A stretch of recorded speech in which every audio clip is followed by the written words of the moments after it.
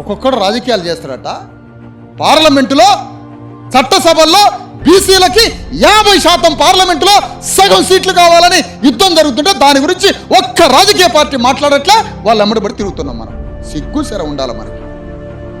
పార్లమెంటులో 540 పార్లమెంట్ స్థానాల్లో 250 రావాలా బీసీలకి పార్లమెంట్ స్థానాలు.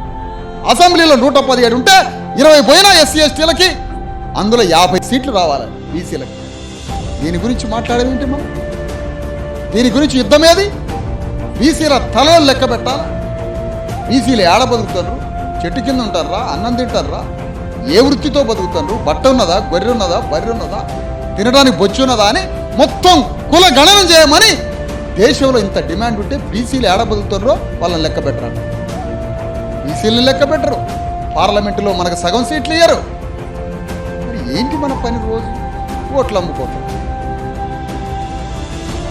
అమ్ముకోవటం మన పని. రాజ్యం గురించి, మన అట్టడుగు కులాలు రాజ్యం గురించి యుద్ధము ఆలోచన ఎవ్వరూ చేయట్లే మనం.